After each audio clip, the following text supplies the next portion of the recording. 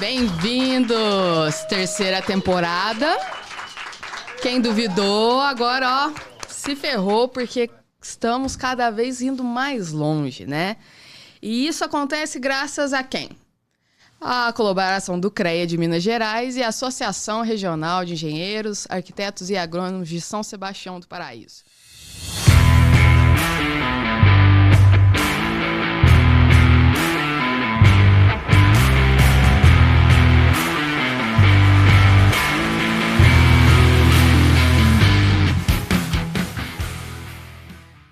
E, cara, a gente tá muito feliz. Eu e a Alexandre até tava conversando aqui.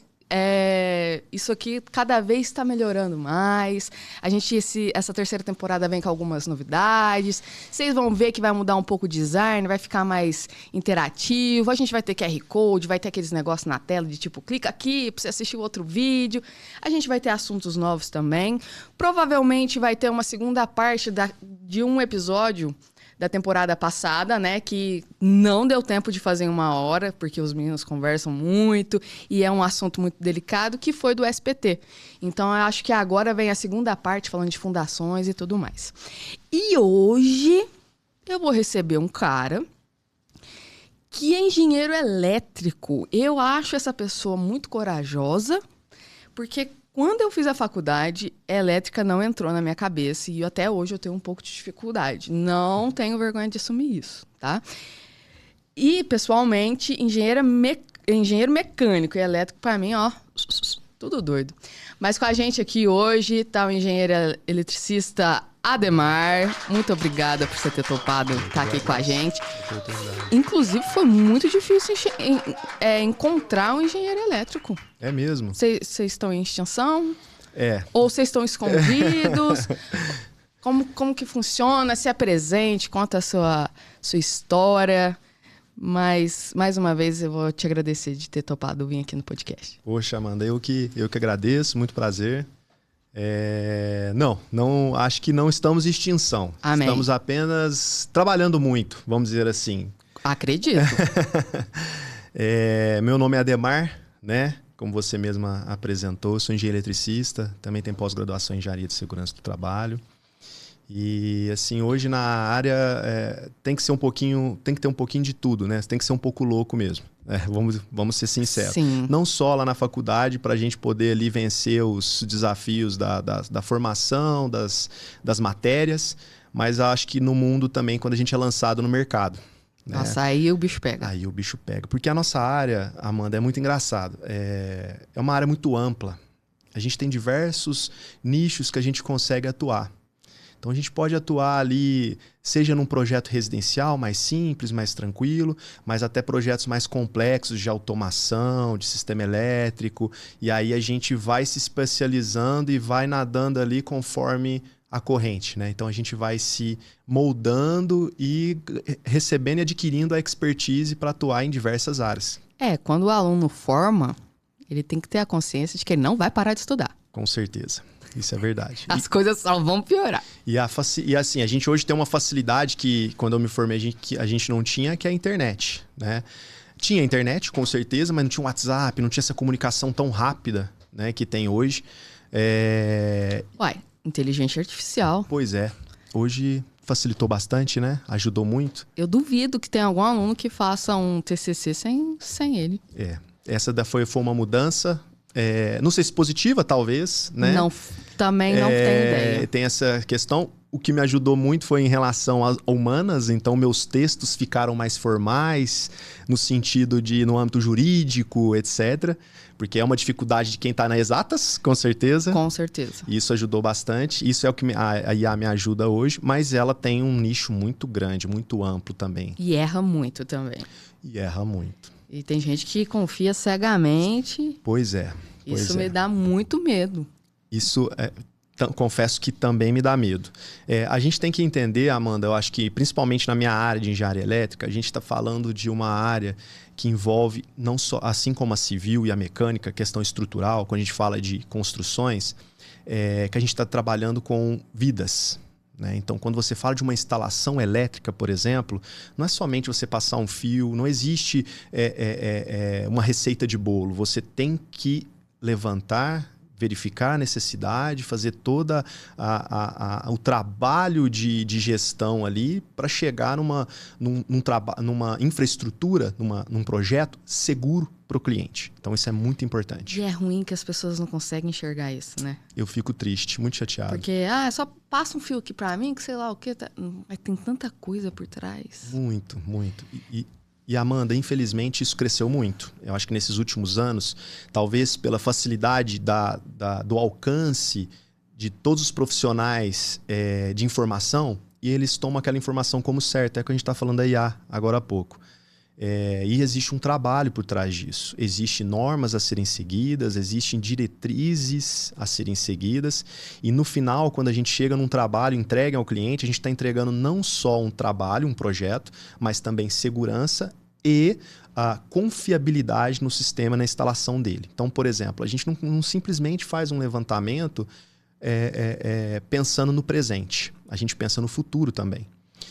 Porque depois a pessoa resolve colocar ar-condicionado em tudo. Exatamente. E é uma demanda hoje altíssima.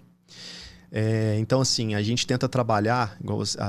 Hoje, como engenheiro eletricista, eu tenho uma expertise e eu consigo enxergar um panorama geral, que talvez falta hoje para alguns profissionais que atuam nessa parte de projetos elétricos, de instalações elétricas. Se você pedir para mim, Ademar, você faz para mim um projeto luminotécnico de uma indústria.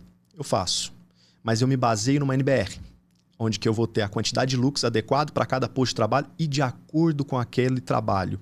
Não é a mesma fluxo luminoso de um trabalho de escritório, não é o mesmo que a gente trabalha numa indústria do setor alimentício, por exemplo. Então a gente baseia em diversas normas que nos norteiam e traz segurança, confiabilidade e conforto para as pessoas. Mas você falou um negócio aí que eu posso estar enganada, né? Que é o luminotécnico. Eu acho que os arquitetos aprendem mais sobre isso do que a gente civil. Talvez por conta isso acontece... Isso é verdade. Eu vou falar porque se você parar para pensar, o mercado de trabalho... O cliente hoje ele mudou muito. Hoje ele preocupa muito com estética. Interiores. E design de interiores. É onde a gente fica pobre, cara. Isso, exatamente. Tipo assim, um cliente vai pagar 100 mil para ver as coisas bonitas. Não estou desfazendo. O trabalho dos arquitetos são maravilhosos. Eles inventam cada coisa que eu fico tipo, meu Deus, é tão bonito, mas da onde você tirou essa ideia? Isso. Mas a estrutura... Eu não vou gastar 20 mil pra você fazer a estrutura da minha casa. Eu quero minha casa bonita, eu não quero ela funcionando. Pois é. Eu não quero ela de pé. É exatamente isso. E aí, talvez, por essa necessidade de um design melhor, esses profissionais especializados estão entrando nessa área, né? Para atender a necessidade do cliente, que hoje quer muito uma estética, né? Que é um trabalho bonito, né? E assim, eu, Ademar, como engenheiro eletricista, talvez eu não consiga atender dessa forma. Só que eu vou te entregar um projeto confiável. Tecnicamente falando, o que acontece muito? Muitos profissionais me contratam para fazer o projeto elétrico, para ter o parâmetro técnico. Eu saber qual a entrada de energia adequada, qual a fiação, eletroduto, infraestrutura seca, previsão futura, ar-condicionado, faz todo aquele trabalho grosso. E aí vem o arquiteto, pega as informações... E em cima daquilo ele ajusta a iluminação conforme a necessidade do cliente. Aí a gente faz um trabalho técnico, ao mesmo tempo estético. Legal. Eu vejo hoje no mercado, tipo assim, acho que vai fazer uns 7 anos que eu tô no meio disso. Acho que é 7. Parei de contar. Chegou uma parte que eu parei de contar. Só vai. Antigamente, eu vejo que hoje as pessoas estão querendo mais esses projetos. Também tem um nicho, né? Uhum. Tipo, casas médio a alto padrão, né? Eles já querem tanto o projeto hidrossanitário quanto o projeto elétrico. Nós, lá do escritório, não fazemos. Tipo, a gente terceiriza porque não é o nosso nicho. A gente não... Na verdade, nós não gosta, né? Uhum. Aquele tanto de linha, aquele tanto de informação, e pauzinho pra cá, pauzinho pra lá, neutro... Nossa! Não gosto daquela projeto bagunça. Sempre é um pouco confuso, né? Nossa, não gosto daquela bagunça. Mas a gente se entende nessa confusão, a gente da área elétrica. Por isso que eu acho maravilhoso. E eu percebo que hoje eles estão pedindo mais. Qual que é o problema? Onde que o cliente se frustra, né? Faz tudo bonitinho, ele contrata a mão de obra, essa mão de obra nem sequer abre o projeto. Às vezes nem recebe também. Aí piorou. Que isso acontece. Às vezes é só de fachada. E ali eles executam da maneira que mandarem, né? Isso acontece muito. E é triste isso, Amanda, porque... Será que é só aqui na região? Não. Acho que negócio... é um negócio espalhado mesmo. A gente tá... É uma briga constante, né? Infelizmente, hoje a elétrica, assim como estrutural vai ser, o hidrossanitário é muito importante para a gente evitar retrabalhos durante a execução e futuros, é sempre deixado para trás. E quando a gente tem um projeto confiável... É pressa, né? É pressa. Quando a gente tem um projeto confiável e executa daquele jeito, a gente não tem surpresas lá na frente. Isso é fato. Mas, infelizmente, por conta da pressa, e muitas das vezes, 99% das vezes, por conta do investimento. Então, às vezes, ele deixa de lado esse projeto aqui porque o investimento foi X.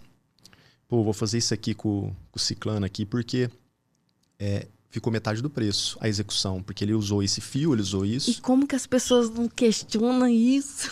Pois é. Mas aí vai muito também dos profissionais, Amanda, eu acho. Porque é igual você tem essa experiência, né? Você não atua e sabe da importância, mas tem muitos profissionais que não sabem da importância, mas preferem não comentar isso, né? Porque hoje a gente pode dizer que a construção civil, por incrível que pareça, está em alta ainda. Diminui um pouco o ritmo, mas continua sempre. Eu nunca entendo. Quando eu acho que o negócio vai parar, o negócio acelera. Quando eu acho que vai acelerar, ele dá uma diminuída e depois vai de novo. A construção não para. E aí talvez os profissionais estão deixando essa preocupação de segurança de lado e está entrando muito na questão, talvez, financeira, o que vale mais a pena. E aí é onde que o cliente, com a desinformação, claro que não é culpa dele, né? A gente sabe que o cliente, muitas das vezes, ele é leigo, ele está te contratando justamente porque ele está confiando no seu trabalho.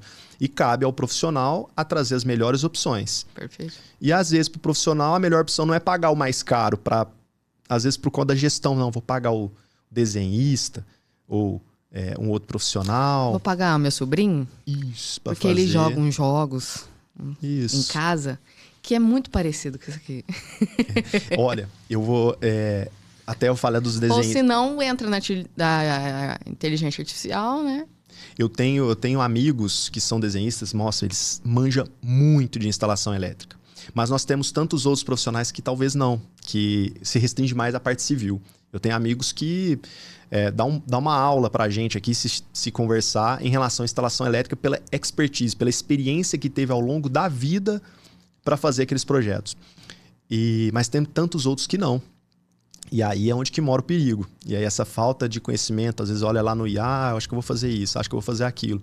E às vezes se apega também até aqueles cursos, né? Alguns cursos de alguns profissionais, tem alguns que são bons, tem outros que falam algumas coisas que talvez não é interessante, que a gente cai na questão da comunicação hoje, da internet. Tem muitas coisas boas, mas tem muita coisa que você não pode absorver. Você tem que ter a sua experiência, saber se aquilo funciona ou não, para sempre levar e trazer o melhor para o cliente, porque ele não vai ter essa experiência, ele não sabe, né, dessas informações. Perfeito.